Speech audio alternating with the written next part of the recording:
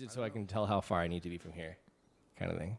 I got used to hearing myself when we did the YouTube channel, but before that it was it's so the weirdest weird. thing. Yeah, Getting used to hearing yourself and watching yourself. Yeah, so weird. I think I'm used to at the radio station though, like having the visual cue like of the VU meters, right? So I can show you the VU meters on here if that helps. You are, I don't know which one you are. You're that one. Pretty close. Yeah. Okay. Cool. We're good to go. All right, man. Well, welcome everybody back to the Trice Life podcast. Today in studio / our condo living room, we have Jason Armitage, better known as Dr. J from Saskatoon. How are you? How are you, sir? I'm fantastic. I'm on summer break. Yes, son. As you know, I'm a substitute teacher, so I've got the next couple months to just, do whatever you want, man. I want to say relax, but it's not necessarily relaxing. I've got lots of music kind of things on the go that I don't necessarily have the time to focus on during the school year. Right. So, some different projects. Actually right now I've got a 2,000 piece radio show collection from New York that I inherited about 3 years ago. It took me about a year to just like organize it by genre and have a sorting system for it. And now I'm starting the process of digitizing 2,000 cassettes. Good Lord. It's a massive job. I'm about 6 tapes in right now, and I'm just like... I was trying to explain that to her too. Like, the DJing world is like, yeah, he DJs with the cassettes still. Like, it's not like you can just like quickly, scroll across the screen to get to that point, man. It's analog. What's funny, I was actually telling someone recently that when I was younger, like before I got into the rave scene and doing, the more technical style of DJing, I used to do, graduations and weddings and that type of thing just on my own. Like I didn't work for a company. I just kind of did it, individually. But I specifically remember that I used a tape deck and a CD player. And at that point in time, you used to be able to go and you could rent CDs from this place called Buy Right Drugs. I don't know if you guys had that in Saskatoon. I'm from Ontario, so that's been different in my world, but... Kind of like Shoppers is now. Okay. But you could go in and rent a CD. I think it was like $1.99 for like a 2-day rental of the disc. So, playing weddings, you have to be pretty diverse. And at that point in time, like rock and country and that stuff wasn't really my cup of tea. Yeah. But I knew that people were going to ask for those genres, right? When I did a wedding. So I remember like going in and, renting this country music's greatest hits or whatever it was, for the $1.99. Do you have that? Is it James Brooks? Is it Garth Brooks? Yeah. There was like Brooks and Dunn and Garth Brooks and like all those, big country hits. This would have been like early 90s, I guess. Yeah. But I remember, renting these CDs and taking the best songs off the CD and putting them onto a cassette and making like a kind of like a best of cassette compilation. That's awesome. And I would take this cassette and play it at the wedding. Now, guys that are digital DJs now or younger guys that are just starting out have no concept of how much sweat and how much stress is involved in this process. Because, if you have to go to a song that's like 3 or 4 songs down on your tape, you have to there was like an indexing system. You could kind of like visually watch the index, but that was kind of a rough guide. Oh yeah. And once you got to kind of the start of the song, you would actually have to take it out of the tape player, wind it back with your finger. Yep. Or get one of those pencils. That's the big trick. The yellow pencils. Well, just queuing it up and ready to go. It would take you like 2 minutes just to queue up one song. Yeah. And meanwhile, you're hoping and praying that you get to the song in time and there's no dead air. Now, thankfully for me, I'd never experienced dead air or never had any kind of issues, but I was very fortunate.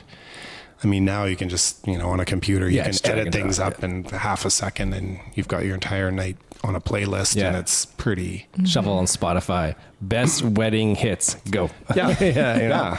So I remember my dad, he was like the only guy who had like a decent speaker system. And so I remember him doing, I think it was my Uncle Brian's wedding, and someone was helping him pick songs for what was coming up next. It was all tape. It might even been tape on vinyl. And he's got the song ending. So of course you're on that time crunch of like, we've got like 30 seconds here. And the guy's like, he's like trying to like scroll through and find the song that he wanted. And he's like, yeah, I got it. And he fades over to that song, and it's We Will Rock You at a wedding. And my dad just puts his hands up like, wasn't me. It's like, I don't know if you thought it was on the other side of the tape or what, but it's like, well, it's playing now. You got to go with it. So that's maybe a good way, segue kind of things. Like, how did you kind of start into this whole DJing world? Was there always growing up? Like, I know with my dad, we always had music in the house, and he was always the first guy to buy the CD. When CDs came out, he was that guy. Like, man, we got to get a CD player. I don't care if the player's $1,000. We have to get it. Kind of. He was always that guy. And they were $1,000. Right? Was that kind of how? That's true. Is that kind of how you came into the whole music world, or were you the outcast? Well, I think for me there was the earlier years when I was just like a music lover before I got into the DJing side of it. But grew up with my mom. She was a single parent. And I remember every Saturday was, cleaning house day. So vacuuming, dusting, laundry, all that stuff. And she would always have the stereo on full blast on a Saturday. I'm doing my own thing, not necessarily cleaning, but just like hanging out and doing, whatever a teenager might do at that point in time. But she was big into disco music. So, Earth, Wind and Fire, Michael Jackson. I don't know if you remember Anita Ward, Ring My Bell.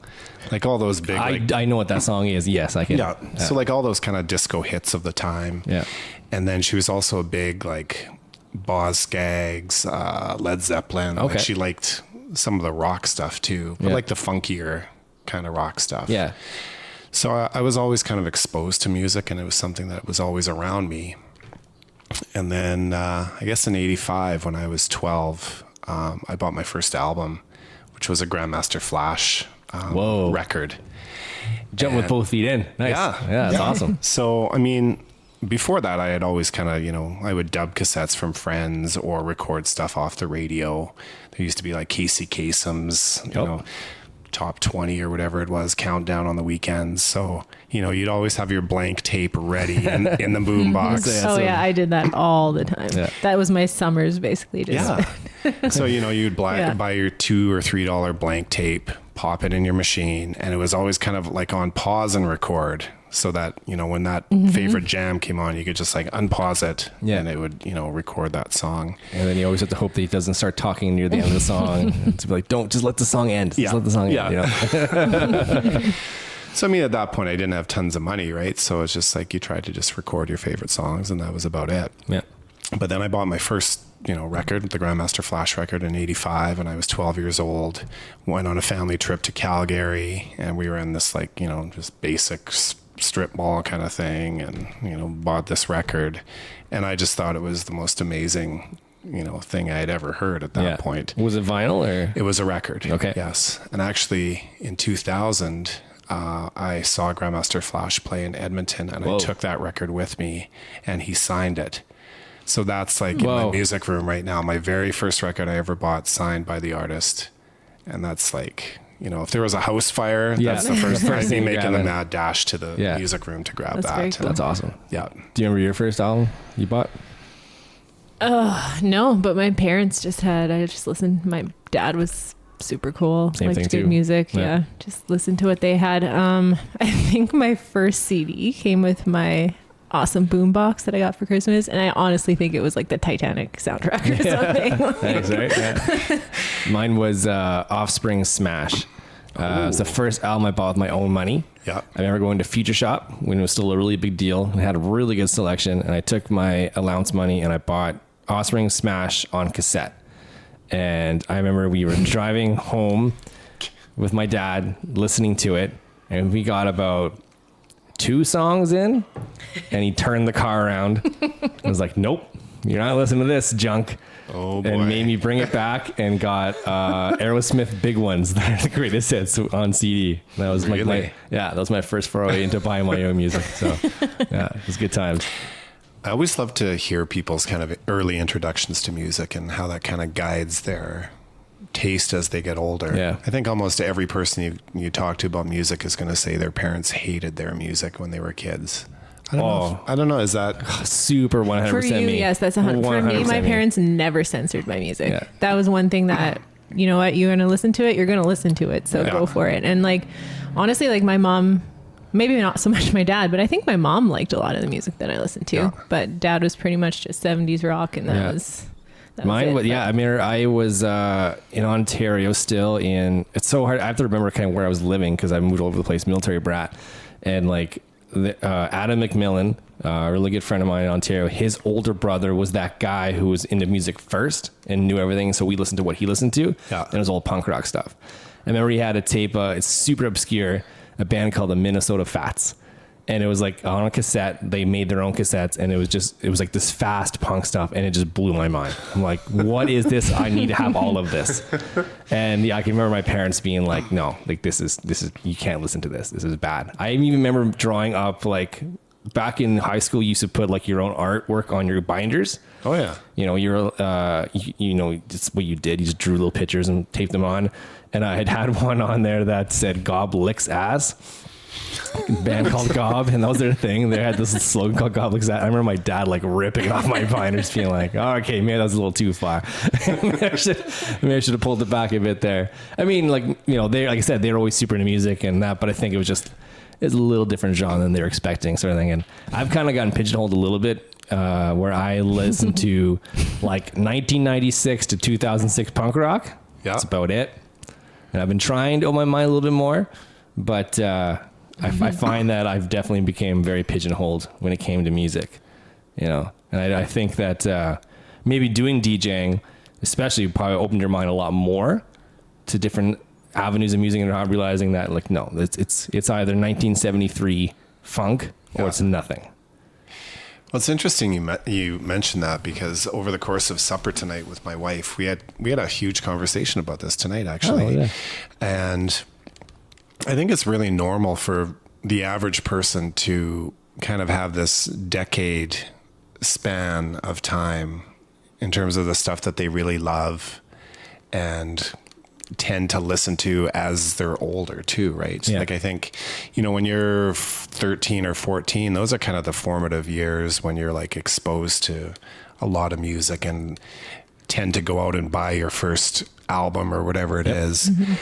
And then, you know, through university and high school, like, those are really formative years in your life. And I think a lot of people tend to navigate towards the stuff that they were exposed to during that period in time. Right. Once people, you know, leave university or they're professionals and they have kids and whatever they're doing in their life, I think a lot of people tend to just stop following music as closely. Mm-hmm. It doesn't become as much of a thing that you're following along with as much as you were when you were younger, right?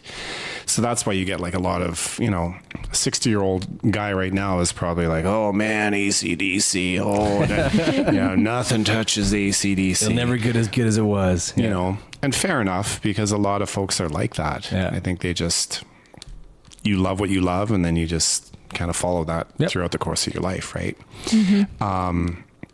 I think as a DJ, you know, you kind of have a tendency to follow the newer trends or what's going on, not just to appease your crowd, but also to kind of keep things interesting for you as the DJ as well. But I think, you know, even though I'm pretty open-minded with genres, I think for a good long while, you know, I like what I like as well too. Like, I've always loved 80s rap. I grew up with 80s rap. That's when I started to really dig music, was in the 80s. Yeah. So I always have a soft spot for that. But the conversation over supper tonight was kind of based on, you know, in the last 3 or 4 months, I've really been digging deep into a lot of like the modern funk and jazz stuff that's coming out. And it's like a whole other world. I mean, that stuff you don't hear on the radio every day. Like, a lot of that stuff is just, you really have to dig deep to find that stuff. But I'm really loving it. Like, I'm discovering so much music. Like, I was on iTunes today for like 4 hours. Like, it was like 4-hour rabbit hole, right? I just like going on and on and on. I'm like, okay, I got to stop, because I could do this for 2 days straight. We talked about this a little bit when we had the Pistol Whips on, and I missed those days of getting the album, looking inside and seeing like their thank yous. and finding out, oh, here's the new artist I should look into because this guy likes them. And that's how you'd find out your new stuff. You know, I miss those days of like almost like guerrilla style of finding out these new artists from just like, oh, the band likes these guys who they went on tour. Well, I guess I'm buying their album. Don't even listen to it. I'm just buying it because that's what you do, you know? Those kind of days are, you know, nowadays, yeah, you preview the song and that stuff's fine. Next, preview the song, next kind of thing. But those days, yeah, you just buy it. It's like, nope, I'm just going to buy the album and hope for the best. And, you know, that's how you found things out. And growing up, when I was like, coming back to that is, how did you start DJing? How did that come to be where you decided I'm going to be the guy who is going to bring all of this music to the masses? Is it one of those things where like it was nobody else was doing it, so I'm going to do it because no one else is doing it? Or was it a conscious effort? Well, going back to 85, that's when I bought my first album, right? So I started to like buy stuff and, you know, by the time I was in grade 12, I had amassed, you know, maybe 50 albums, you know, which to me, like I think back now, I'm like, man, that was nothing you know, compared to what I have now. Right. But, you know, it was a sizable collection at that time. But I used to run track. Like when I was in high school, I had a track coach and he was from New York City. Well, he passed away 3 years ago. It was actually his tape collection, that 2,000 piece tape collection that I inherited. Oh, okay. Because he was a New York City native. He was in his late 60s when he passed away. But he used to go to New York to visit family 3 or 4 times a year. And he actually kept 3 different stereo systems at his sister's place, so that when he would go there to visit, he could record all the different, like there was 3 main radio stations there that played, you know, funk and hip hop and that type of stuff that he was into. So he would record those 3 stations on his 3 different recording units. Oh my God. You know, and then he'd go on this New York trip, come back to track practice on Monday, and he'd have like, you know, probably each trip 3 boxes, like the boxes of 10, he'd have like 3 boxes of fresh tapes. That's insane. And these were like DJs on the radio, right? And this is going back to like, he started recording in 1979. Wow. So some of the stuff he has is like incredibly the amount rare. Of commitment to put into that kind of thing. I mean, I appreciated it back then, but I think like when he passed away and I actually acquired the collection and saw how much there actually was, like when I was younger, I didn't really know how big that collection was until I actually acquired it. And then I'm like, wow, this is like a huge undertaking to go through all this stuff. But that was my first introduction to like actually hearing DJs and hearing songs mixed. Yeah. Right. Like listening to Casey Kasem's top 20, you would hear the song, but to hear a DJ, you know, blending them together or scratching and, you know, all of a sudden I'm like, oh, this sounds a lot different than what how I've heard it on the radio. So these things you're saying, like the DJs in New York and stuff, it wasn't them just playing the song. They would actually blend them with other songs in real time. Right. So, I mean, at that point in time, like you didn't hear DJs on the radio here in Saskatchewan. Right. But in New York, I mean, there was a huge culture there. And, you know, there was all these different mix shows that you could tune into. So he would record them, bring them to track practice, and he'd be like, oh, you know, here's 3 or 4 tapes. Yeah. You know, enjoy. Just a little swap meet, you know? Yeah. So I would just, you know, every Christmas, every birthday, I would always ask as a gift from family and friends, like, buy me blank tapes. Yeah. Because I was constantly trying to dub these tapes that my coach had. Super random question. Did you have a favorite blank tape? In Yes, the sense I did, of what actually. brand? Have you seen my business card? I have not. It's the TDK SA, those chrome tapes. Okay. Are you familiar? Oh, well, the only thing I know from blank tapes is when same thing too. You'd have like it wasn't as intense, but you had like the CD player on top. You had the tuner, and then you had the tape player at the bottom. And if you wanted the CD to go to the tape thing, you'd do that thing where like you press play and record at the same time and recorded the tape. Yep. And all I knew was that the 60-minute tapes sound good, but you only get 60 minutes. Yep. The 90 minutes tapes don't sound as good, but you get 90 minutes, and stay away from the 120 minutes because they're just super thin. Therefore, Right. the quality isn't as good. Right. Yeah, the 120s had a tendency they could break. Yeah. And it was a thinner type tape, so you ran the risk of, you know, it snapping. Yeah. I usually use 90s just because I want to get as much music as I could. Right. You know, without having to go to the 120 and risking that snapping tape. This is a super deep conversation here. I like this. So this is great. So the TDKs. So the TDK was my all-time favorite. You know, just a plain black cassette with that nice little silver strip. I'm just nerding out here. Awesome. I'll nerd out here on the cassette culture. And then I don't know if you remember those gold Maxells. I remember Maxells, but I remember them being gold. So they had like in the 80s, they had this just like beautiful gold tape too. So I would always buy those, but they were expensive, you know, like you'd be paying like $4 a tape. You mentioned about like the cassette culture kind of thing. I know you on your social media, which you are nonstop with, you mentioned about like mixtape swap meets and stuff. Is that still a current thing going on, or is that something mainly in maybe bigger cities like in New York and that kind of thing where you have to send tapes to and they send them to you, or? You know, I think in this day and age with social media, you can pretty much tap into anybody in the world that has any type of interest, right? Yeah. Like, 5 years ago, I started a blank cassette page on my Facebook just for fun. And then I think right now there's probably like 400 people that are on it, you know, people in Czechoslovakia. And that's so cool. There's a guy in India that's like this massive collector. And like, you could just tap into these people that have these kind of niche interests and a deep love for the actual music and the way it's made, you know? Yeah. That's so cool. So like on that page, I can just like chat with guys, trade tapes with those guys, and pretty much anything I ever dreamed of ever wanting in terms of a blank tape, I can just go on there, and 5 minutes later, someone's going to message you. And I remember those are good days, you know, making the mixtapes back in the day. Like for me, it was the same thing too. Like you have like your 10 CDs and then, okay, well, that song's good and that song's good. Let's put it all together. But I never like mixed them together. It was like, well, this song by Strung Out sounds really great and it fades in. I'm gonna get real fancy. And this other song fades in. We're gonna mash them together kind of thing, you know, and then that dreaded time of like, this tape only has 30 seconds left, but the song is 38 seconds. And it's like, I'm gonna lose some kind of thing. And you have to flip the tape over and get 8 more seconds on the other side. Like the dreaded tape flip. You know?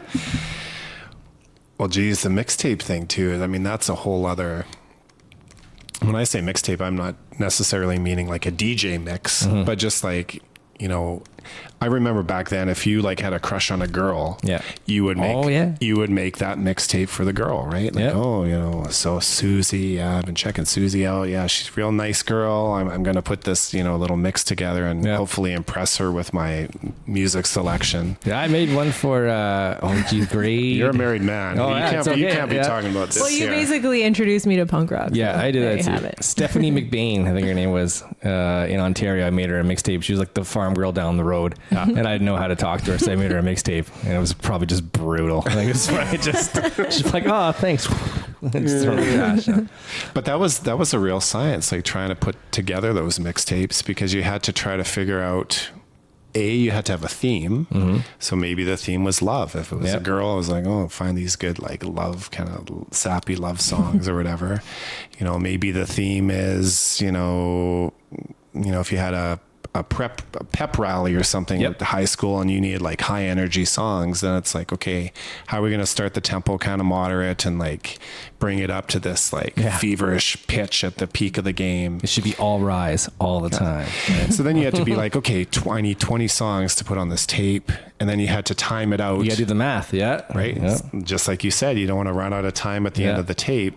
Sometimes you'd have to do that kind of like fade out at the end so that you wouldn't, you wouldn't run out of tape, because there's nothing worse than hard stop.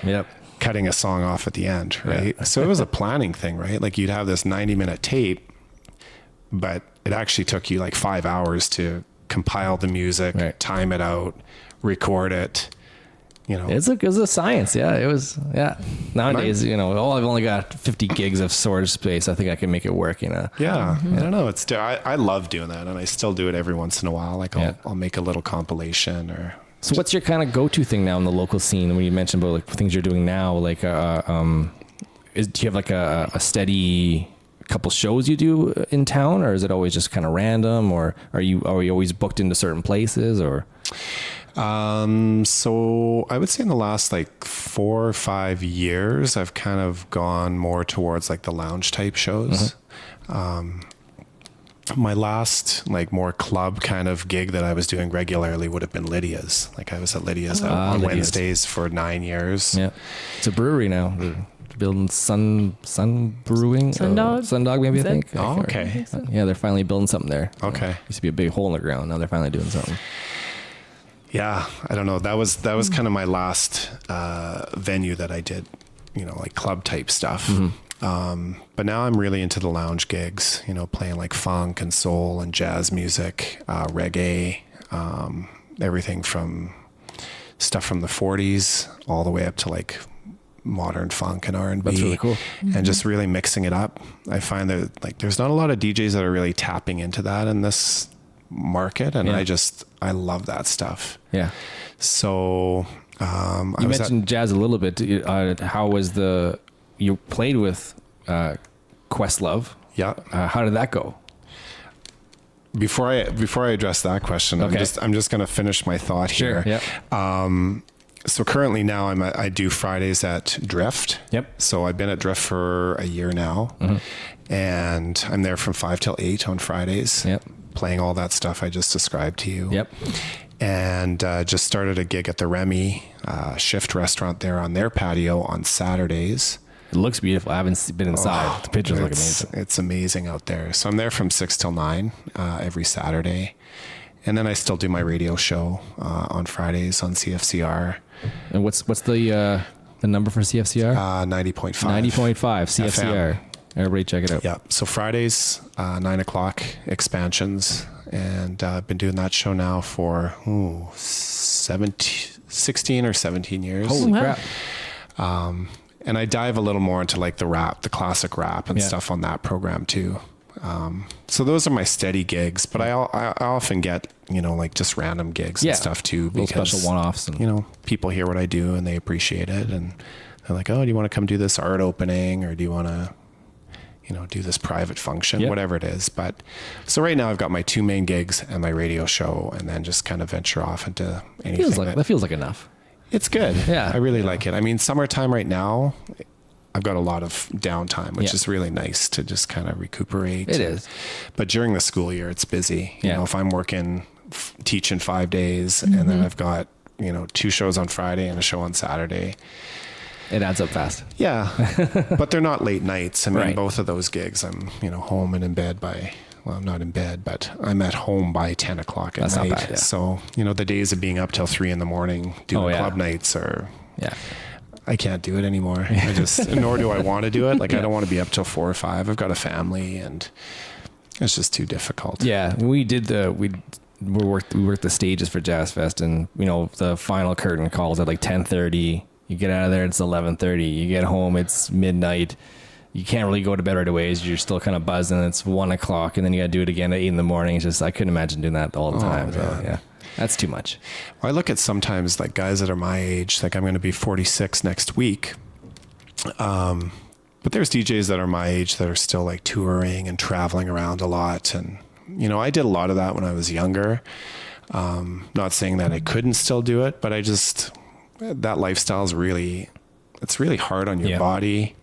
And it's just on your psyche, you know, to try to just like stay motivated when you know, working on 2 hours sleep, and then you got to catch this flight, you know, at 6 in the morning. And you mentioned touring. Whereabouts did you guys all go? Especially in the rave days, like I would say from probably 96 to about 2001-ish. So that'd be like the Electric Circus on Much Music, that kind of era? Holy smokes, man. You've been doing your research here. I love it. Well, we had 3 channels growing up, and one of them, you know, every night, late night you get City TV, and it would have Electric Circus. Yeah. No, that was a huge show. I remember watching that all the time. But yeah, during that whole time, I was on a flight almost every weekend going somewhere. Oh, wow. You know, Toronto, Vancouver, did like Calgary and Edmonton a lot. Like I had a few residencies during those years that I was at often. And then ventured into the States. I did St. Louis and Chicago and some shows in Mexico. Holy crap. Wow. Yeah. So I loved it. I mean, at that point in time, it was great. I had no kids then. just footloose, fancy free, loving music. And That's awesome, man. Yeah. And at that time too, I remember my mom worked for a hotel, so I could go anywhere and book a hotel room for like, I think it was $30 a night or something. Oh, geez. Small perks, right? Yeah. So it was a good time, but you know, times have changed, and I'm content. Just, I think now at this stage in my DJ life, I'm just content playing music that I love to people that appreciate it. And I think the lounge gigs are a whole different ball game, because you're not playing to, 20-year-olds that are wasted. Yeah. For example, at Drift on a Friday, there can be a table of 20-year-olds, and then you look over and there's a guy that's in his 70s with friends that are just having a couple drinks. Yeah. And they're all just sitting there nodding their heads and enjoying. Well, it's good to get people out to do these things again.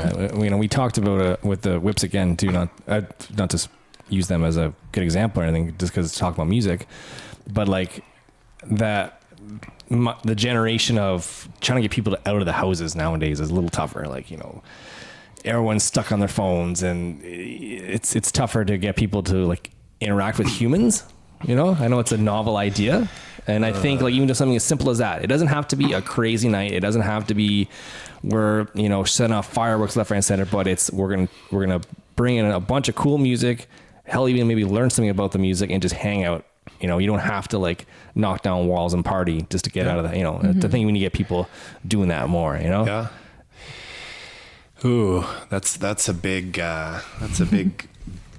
bag to address all of what you've just said, because that's something else that we're gonna get real deep here. Well, yeah. I talk about this often because I think I come from an era where clubbing was a huge thing.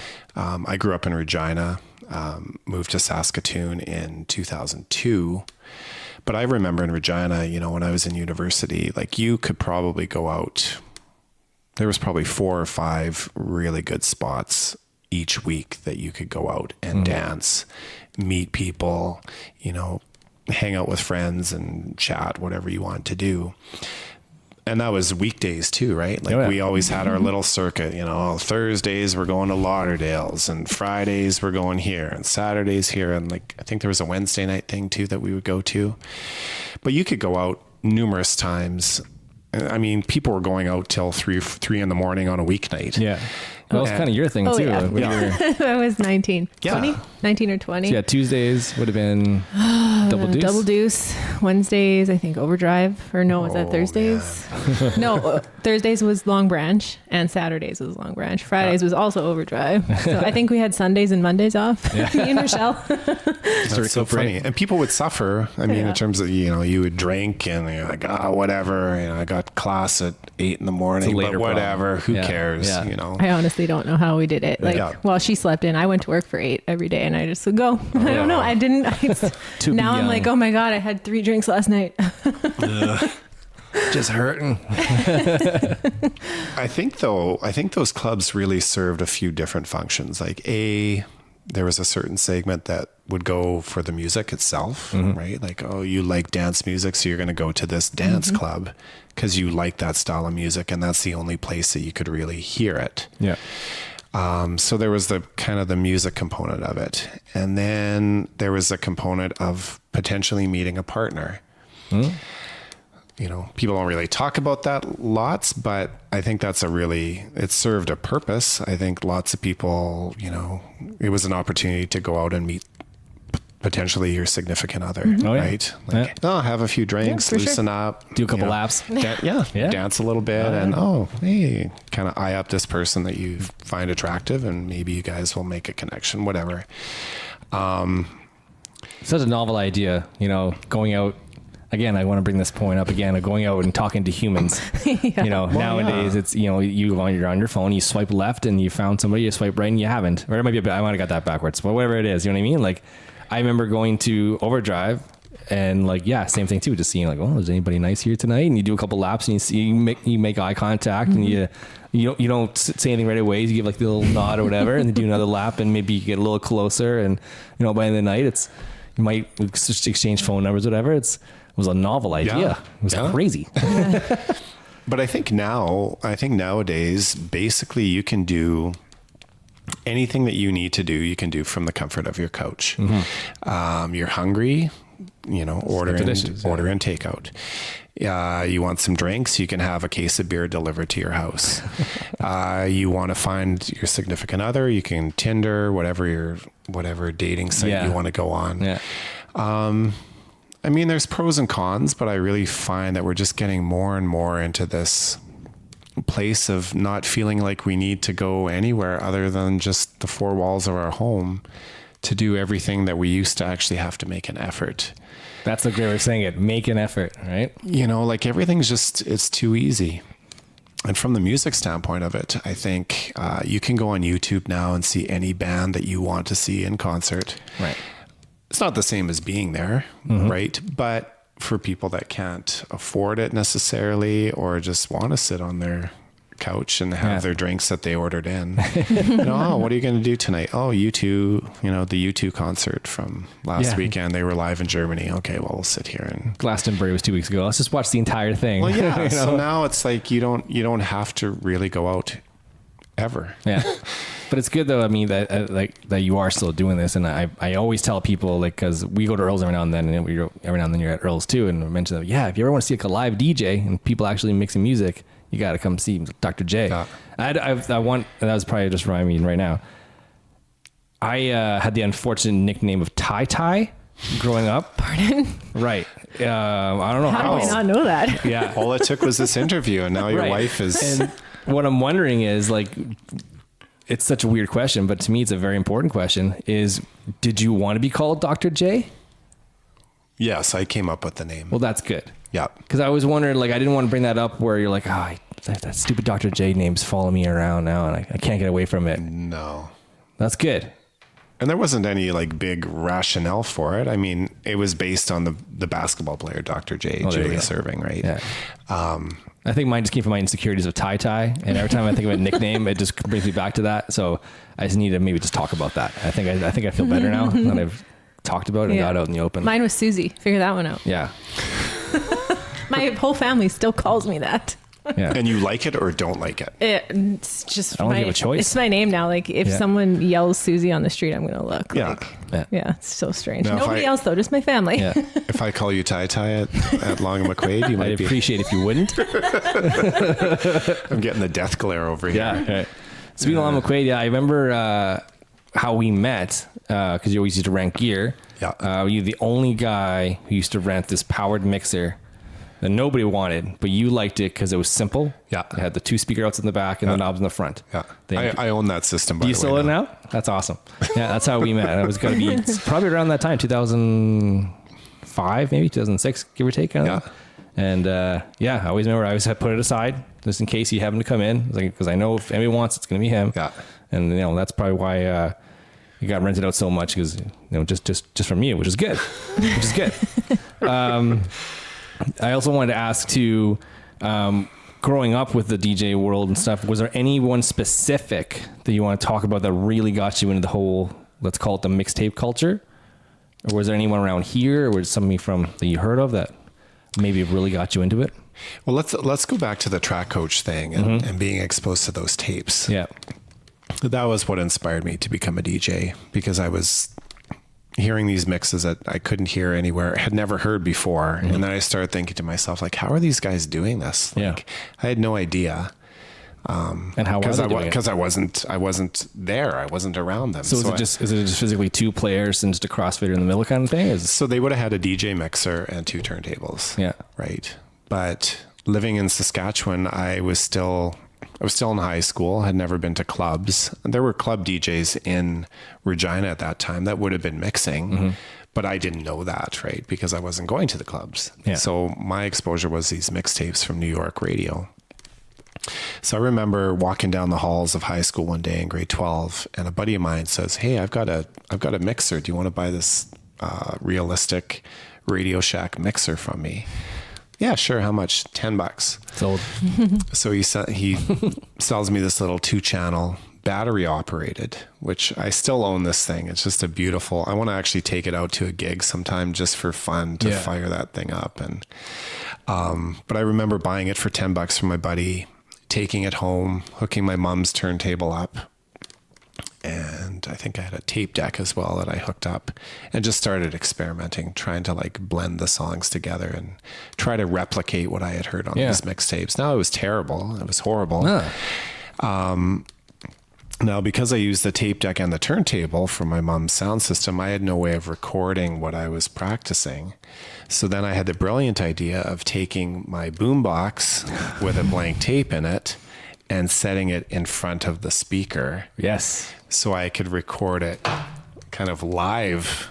Yeah. Right. So the sound quality wasn't the best, but I still had a way of like, you know, listening to what I had done and kind of tweak things from there. Yeah. That's awesome. So It's so DIY. I love it. So, and I actually still have my very first tape that I ever made. It would have been in 1991. I feel like you so cool. I don't want to use the word hoarder, Yeah. but I feel like you're a bit of a hoarder when it comes to gear. No. Just the real important ones. Yeah. I wouldn't say in terms of gear. I'm a hoarder in terms of like archiving music stuff. You know, like I have thousands of tapes. And that's why I'm starting to digitize stuff, because now I don't have the space to just hold on to all this stuff forever. I love the point of like, putting your boombox in front of like the speaker to record to that. Yeah. Like, totally done. I remember on bus rides back in Ontario, Buddy used to record on his Walkman like movie clips. And at the time, The Mask just came out. And so he would sit in front of his TV and record all like the best parts from The Mask. Yeah. And we would listen to those on the way to school. Like it was just the coolest thing ever. Yeah. I had a lady just recently, I do the Scotch Pavilion at Folkfest every year. Yeah. And they had this special dance they wanted to do. And God bless her. She took her phone and put the record function on and stuck in front of the sound bar and record like a clip from like Braveheart or something. But you can hear like on the speaker, like rolling the camera where it needs to be. And it's like, oh God, we're in a pavilion of like thousands of people and this thing's playing through. I'm just like, I'm sorry guys. Yeah. What can you do? But hey, if you do what you got to do at the time, it's probably a great idea, you know? It's so funny. Yeah. I love the fact that, you're these mixtapes and you bring up that, obviously was a big deal, like you said, like in New York and that. And I never even realized this was even a thing. Like when you mentioned mixtape, that people are actually mixing songs to put onto tapes together. Like it's such a cool culture thing to do. Yeah. Are you doing any of the shows that you do? Do you incorporate that at all, where you bring those tapes out to kind of listen to show people, or is that just for you? Yeah. So you're talking about the tapes that like my own performances, or things like that I would have collected of? Yeah, like those kind of things. So the tapes from my coach, like I'm digitizing them right now, and then I'm going to actually be posting them on Mixcloud and SoundCloud to share with people. Awesome. The other part of that too is he had actually passed away from Parkinson's. Oof. And I'm kind of humming and hawing here about what I want to do exactly with that cassette collection, because I think once I digitize it, I might actually sell some of those downloads, for a donation, and then take those monies and kind of transfer them over to the Parkinson's. That'd be awesome. Just as like a fundraiser, because I know a lot of people would love to get their hands on some of those recordings. Yeah. I actually know there's one of the tapes that I have is like a Jazzy Jeff and the Fresh Prince from 1986, before they were just starting to like get into the market, and before the actual Fresh Prince. And they were on this radio show from like Philadelphia, and my coach somehow had this recording. Wow. Yeah. Cool. So like some of these recordings are so, I'm certain some of the recordings I have, nobody in the world has these recordings. So it's going to be a real labor of love to digitize it, but try to figure out a way too that I can maybe raise some money and that's awesome. Put it towards a good cause. That's because I guess that's kind of what I was trying to get to, is like these things that are audio files that no one's heard of. So, I mean, trying to get that out to the masses obviously is probably an important thing. Trying to get people to hear like just how good this stuff is. Oh, yeah. I think that's the other thing too, is like, it's a way of archiving DJ history too, right? The stuff that guys are doing now, a lot of it is computerized. But when you go back to even the 70s in New York, like those guys were trying and experimenting with a lot of things that were just groundbreaking at the time. And to have a recording of that is just like, it's amazing to be able to like listen to some of those recordings now and just see all the trial and error that those guys went through in order to get to how things are today. Yeah. You know, like even Grandmaster Flash, when he started, like guys weren't scratching 2 copies of records. Like that was a new thing, right? Yeah. Like he was repeating sections of records, like taking the best little breakdown or, you know, small little parts of records and having 2 copies going and just extending that amazing part. That's so cool. That's commonplace now. But when he was doing it in, you know, the early 80s, this was like a mind-blowing thing, right? So to have an audio archive of that stuff, it's really important to kind of show how that music scene has progressed and changed and developed over time. I feel like nowadays the music scene in that genre, like with the, I don't know if you call it EDM or what do you want to call like that DJ world, the guys who need all the credit are the lighting guys. Like when you go see these guys live and they're, you know, press and play on their iPod and shuffle, the show is amazing. The show looks unbelievable. They better be getting a big hunk of that paycheck. we went and saw, I think it was, so there was one of them playing in Vegas. We were there for a bachelor party and they all went to go look at it, but I just kind of like looked and watched it happening. It looked unbelievable. Yeah. And there's just one dude standing there and, you know, doing the hands up in the air thing, whatever. I was like, you're not really mixing per se. Yeah. You know, but your lighting guy, man, he's on fire. Yeah. He's doing really good. I think what's happened though in that, particularly in that scene, is there's just been a massive shift from, you know, a DJ with 2 turntables, you know, trying to dig up all this obscure music that nobody else has. Yeah. Like that's how it was back then. Like certain records would be pressed up and, you know, the record store might have 2 copies. So, you know, as a DJ, you were like fiending to get that 1 or 2 copies of a song so that you could play at a gig that night and have music that nobody else had. Like that was a big thing. Guys would pride themselves on playing music that nobody else had. Yeah. You know, with their 2 turntables and a mixer. Now, you know, nowadays, any of the big star DJs that are, you know, Steve Aoki and Deadmau5 and all these like major electronic artists, they're not necessarily being booked because they're amazing DJs. It's because they produced songs that have become these worldwide hits. Right. So people know the name Deadmau5 not because, I heard Deadmau5's mixtape. No, they know his song that's playing on their commercial radio station in their town or their city. He put the hook into the new whatever song and, you know, that's why it's so huge. I mean, kids now listen to the radio and they're like, they know that name because they've, you know, that DJ, and I use that in quotes, has this big hit record. Yeah. So what happens now is they've got this mass popularity and they're on Instagram and all these social media platforms. And what they're doing is they're parlaying their, you know, this production hit that they've made and parlaying it into a DJ career. And oftentimes like they're going to pre-program a set. And I mean, it probably takes some hours to, you know, sit and pre-program the set. But when it comes time, you know, when the curtains part and it's showtime, like these guys have everything dialed in. It's a science, right? And it's not like, you know, a DJ and a lighting guy. It's a team of Deadmau5 has a team of 50 guys, 5 guys that are doing all of his social media. They're like posting 20 or 30 posts a day.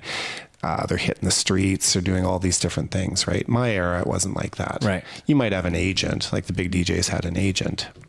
Deadmau5 has probably 3 agents So it's more and a like social media team and producers that are helping him and a stylist and Is he a brand? He's pyrotechnics. He's a brand, So, you know, that's why that's he's a good point to make though, about it being all pre-done. I mean, it is super polished and that, but I mean, I would imagine, you know, if you were doing a show back in the day, the mood might hit you where, you know, like, I think I'm going to try something different in this set right now. Like, you know, that record that's in the back of the box you've never ever used, like, I think it's time for that now. That nowadays that would never happen. He wouldn't be like, no, I'm going to freestyle for a second here. And it's like, no. It's all ready to go kind of thing. Yeah. I mean, that's got to be something that's got to be, that keeps you going back to the DJ thing, is that like you're playing a song and then something might hit you like, no, it would sound really cool right now is this obscure whatever record from 75 or something, you know, like that keeps that DJ, you know, flavor alive. Yeah. You know. Well, that to me is what it's all about. I mean, whether you're at a lounge or a club or a festival, like you never know who is going to be in attendance at that particular event, right? Like I often say to younger DJs, like you can go ahead and pre-program your set. Like I often see guys, like younger guys, oh, I'm planning my set here for the weekend. Yeah. And I didn't come from that place. Like Right. I don't actually understand what that means because for me, it's always been, okay, pack 200 records, you know, of different genres, different tempos and different feelings and kind of see where the crowd takes me. Yeah. You know, if I show up and there's 5 people sitting in a venue, well, I'm going to be playing a completely different set than if there was 200 people going bonkers in the venue. Right. But if you've pre-programmed that set and you walk in, then you're kind of hooped, right? Yeah. And I've seen that happen. I've seen guys that plan this like bang and set for a club night. Yeah. And it's dead when they get there. And they don't change the set. They're still doing their pre-programmed banging set at 9 o'clock. For those And you 4 have people. people kind of confused, like Yeah. looking around. Whereas if you don't plan it, you know, if I walked in and there was 5 people playing, I would be playing pretty mellow. Yeah. Try to ease people into the night. Not mellow in the terms of like putting people to sleep, but just like easing them into the evening and kind of bring the tempo up and change as you go. And then when in doubt, just play Sandstorm. Because Yeah, Darude. Yeah. That's always a huge hit. that's like the one DJ song I know. Right? It's like, But I think what I've described to you though too is it's really based on the strength of the music itself, right? Like I came from an era that, you know, you had to read the crowd and you really had to keep the crowd's attention based on your technical skills and the songs that you were playing at the time. You know, if there was a misstep in what you were programming, you could clear the dance floor. you lose the whole crowd. Yeah. If your mixing was a train wreck, you most often would lose the dance floor, Yeah. right?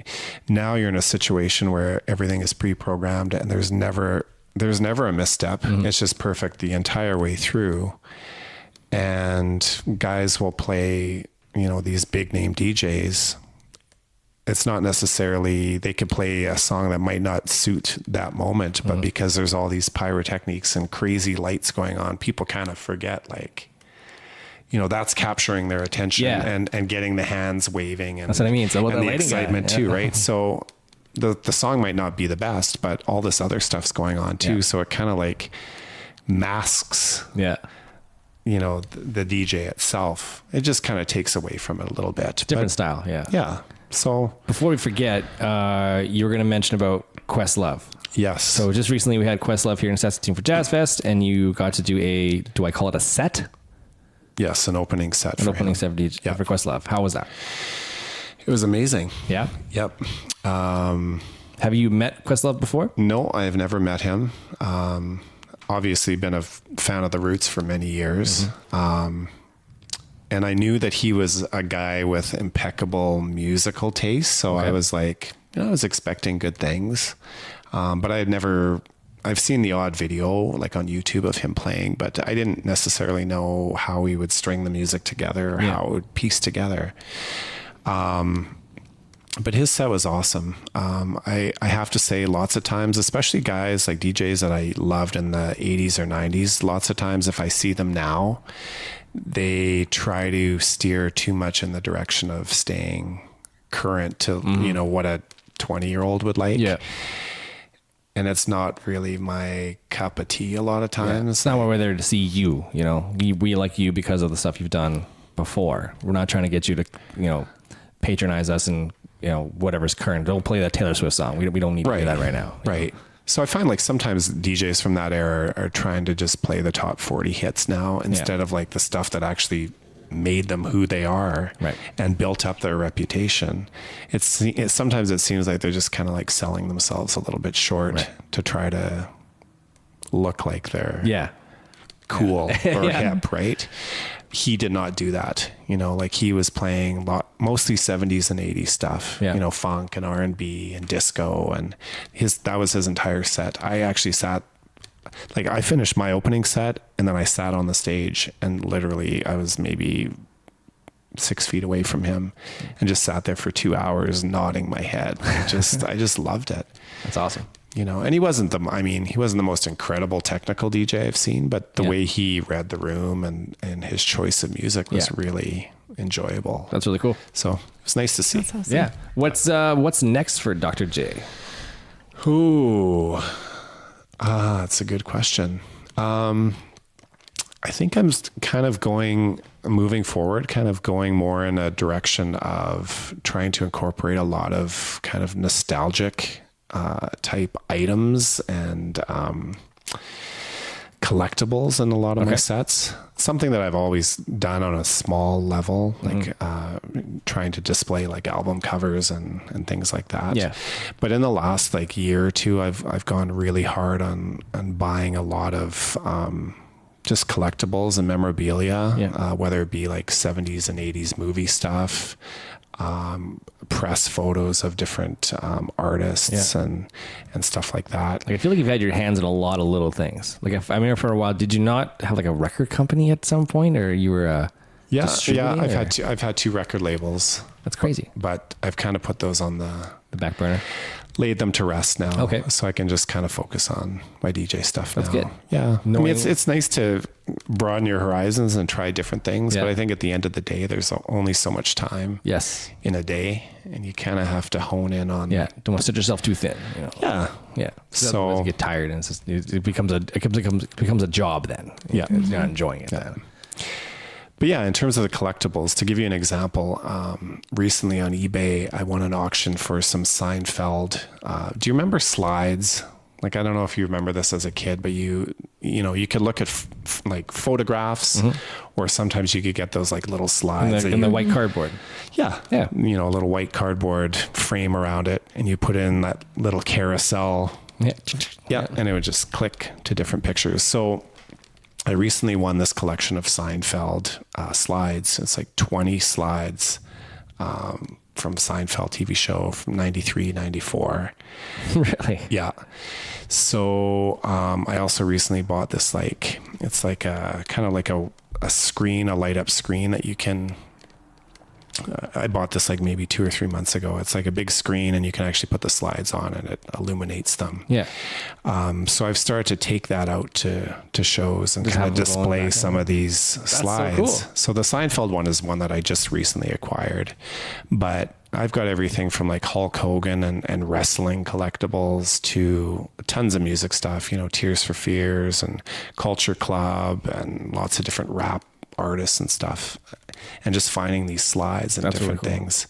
So trying to make the experience, you know, if you go to a Dr. J show, it's not just about the music, but it's also like kind of a tie-in with some visuals, and it's like a time capsule, you know? Yeah.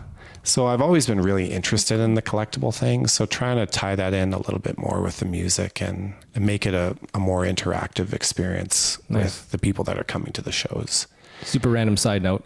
Speaking of Tears for Fears, there's a company called Behringer, big audio company, whatever. Yeah. They recently bought all of Tears for Fears original synths from like the original synths, and are currently fixing them all and making them all new again now. There's a couple of videos on their site where you can see them pull apart these original synths from the late 70s, 80s, whatever, from Tears for Fears, still in like their road cases and everything. And, really? And they're cleaning them up and making them work again. It's really cool if you're into that kind of stuff. So you're buying one? Or? I am, yes, two, yes. That's my gift for coming on the program here. Yeah, I'm going to get an original. Jay, thank you so much. This is an original Tears for Fears synth. Yeah, it's cool, right? So when's your next show? Let's kind of plug that a little bit if we can. Oh boy, when is this airing? This is going to air this weekend. So this will be up on Friday or Saturday. Okay. 12th-ish. Okay, perfect. So next weekend, of course, Drift on Friday, the radio show on Friday, and then Saturday I'll be at Shift on the patio. And then Sunday, actually, I've got 2 gigs. I'm at Drift again for it's called Jukebox Brunch. Okay. I don't know if I've talked to you about this before. No. Let's get into this one. Yeah. So basically, I go in with a box of 45 records, like the old Nice. jukebox records. Yeah. And I put together this, I compiled a list of, it's 48 different songs. It's like a little playlist. And it's just like a little cardboard piece of paper. And I pass it around to each table. People can look at the list and choose one song each from this playlist that they want to hear. Yeah. And then I give them a little token, and they bring this token up to the DJ booth. And I had a little mini jukebox kind of prop built and painted by a local artist here in the city. So people drop their little token in this little jukebox prop, and then I play the song that the person wants to hear That's amazing. on 7-inch or 45. I'm pretty sure we'll be there That's now. amazing. So you will be there Sunday. Oh man, we 10 to 1. Me and her 10 are to super 1. into that kind of music. That was like I went through a massive era and still am, where like the 50s and 60s music was just all I listened to. Everly Brothers was actually one of our wedding songs. Okay. Yeah, Let It Be Me. It's like our wedding song. So it's, Yeah. we'll definitely be there for that one. We love our jukeboxies. Oh, I shouldn't say it. The music itself isn't just, it spans every genre. Right. I'm playing the Beatles, I'm playing Madonna, I'm playing James Brown, I'm playing Miles Davis. But again, So- another little thing that make this more of an event for you to come to. Oh, it's Get out of your house and come exactly. see humans. But if you want to show up, I would suggest coming early, because I'd say by 10:30, like it starts at 10, by Yeah. 10:30, pretty packed. you're hard pressed to get a table, because That's awesome. We've been doing this for about a year now. So Okay. it's starting to get a pretty good reputation in Okay. the city, and people enjoy it. So It's awesome. So that's Sunday. that's Sunday from 10 to 1. Okay. And then I'm at Earl's on the patio Sunday from 3 till 6. Jesus. So we're just gonna follow you we'll around just do a on little- Sunday. Yeah. So it's a busy weekend. But it's fun. That's Lots awesome. of fun stuff. And I'm just hoping the weather is going to cooperate. I love the patio gigs in the summer, but Yeah. it's always just a crapshoot. never Hoping know. and praying that Yeah. the weather holds out. Saskatchewan, right? You don't let the weather wait 5 minutes. Yeah. You never know. Yeah. Well, thanks for doing this, Jay. Hope we got a little bit more insight into kind of what you are bringing to the table. I know I really wanted people to hear your story and and all the little things you do, like this jukebox stuff, the mixtape stuff. Obviously, you're on social media. If you want to give me those little plugs right now, you're on Facebook, obviously. Yep. So DJ Dr. J Facebook page. Okay. And then on Instagram, I'm under Roots Forward, which Okay. is the rap record label that I started, Okay. 8 years ago now. Crazy. And on the Instagram, I post a lot of, it's kind of rap related. So lots of 80s and 90s rap pictures, all related to that. Those are kind of the two main. Okay. So if anybody wants any more information about Dr. J and all his crazy little side plots he's doing here, you know where to find him. And but yeah, thank you so much for doing this. Oh, for sure. And definitely have to have you on again sometime. I would love it. And hey, I love what you've done with this place. It's crazy, right? All right. Thanks, everybody. I just remembered that my first tape that I ever got. There it is. Dance Mix 95. Wow. Right. My babysitter had it, and I was like, oh my God, Mom, I need this. And then so I got it for Christmas. This is kind of funny because Dance Mix 95, correct me if I'm wrong, has the Macarena on it. I think so, yeah. Okay. And like Saturday night, I think Yeah, Wakefield. Yeah. Yeah. Oh my God, this is so funny. That actually. We're not going to end right now. Keep going. Yeah, This is great. Dance Mix 95. I think that is one of the CDs that I would have rented back in the day. The fact that you know who sings Saturday night. Yeah. Is That was a club hit. This is the first right? song I think on the tape. Yeah. it? Yeah, I think so. Well, I had the one that had like, maybe it was 94. Maybe that had like, whoop, there it is. Oh, yeah. That would have been, I think, might have been That was 94. Was it 94? Yeah, for sure. Yeah. I've got a Boom There It Is story too. But Let's hear it. We're going to keep going. This is great. summer of 94, I was in Atlanta. I had a buddy that had moved down there. I went to high school with him. He moved down to Atlanta. And down south, they love the booty. I don't know how you would describe it. Booty music. Yeah, let's call it booty music. The Miami bass kind of styles or whatever. So we're out cruising one day. It's like July, He's got a convertible and we're driving around downtown Atlanta. Whoop, There It Is it had only been out like a week. Yeah, it was massive. And it massive. was like, you would hear it every half an hour on the radio down there. Yeah. But I remember we're like driving through downtown Atlanta. It's like 35 degrees out, just scorching day. And we drive by and there's this like lady blasting Whoop, There It Is out of her truck. And she's got on these like little booty shorts, and she was like a very large woman. And she was doing some kind of crazy dance. I don't think car? No, she had her hand up against the back of the truck and was kind of like shaking her booty. When the music hits you gotta. So every time I hear that song, I have this like strange flashback to being in Atlanta and just seeing this woman, getting down on her Chevy there, That's listening amazing. to That's awesome. Music always has a connection though, right? Oh yeah. It kind of just takes you back to this point in time, and that's the beauty of it, right? Yeah. So Probably why I listened to a lot of 99, 2000 Yeah. era songs. That was like prime, like summertime, laying in my backyard with my friends, and like just takes me back to that simpler time. Simpler time. now when you say 99, 2000, like are you talking about like Pop dance, music. pop Oh, kind yeah. of stuff? Oh, or- but like the like the Britneys bubblegum and pop, like Aguilera's, Yeah. the NSYNCs, if you will. okay. Yeah. Oh yeah. So when you hear those songs now, how do they impact you? Oh, I just love it. Yeah. Yeah. I have a whole playlist that on Spotify, actually. I call it Nintendo and Orbitz. Like, you remember the Orbitz drinks with the like floaty things? Oh, I've got a story about that. Almost anything you mention, I'm gonna. Let's keep going. Orbitz. You can't say that and not tell the story now. So Orbitz story. This is too funny. Okay. So, I mean, I remember Orbitz from back then. I think I tried it once or twice. A terrible drink. disgusting. Absolutely terrible. I agree with you there. I have a friend here in the city. I don't know if you guys know Carrie Gates. She's like a visual artist. She does like all sorts of videography. And, cool. Okay. so about 2 or 3 months ago on her Facebook, there's a picture of an Orbitz, which she had saved from the 90s. And she's like, tonight is the night, the big celebration. So she was going to drink this Orbitz.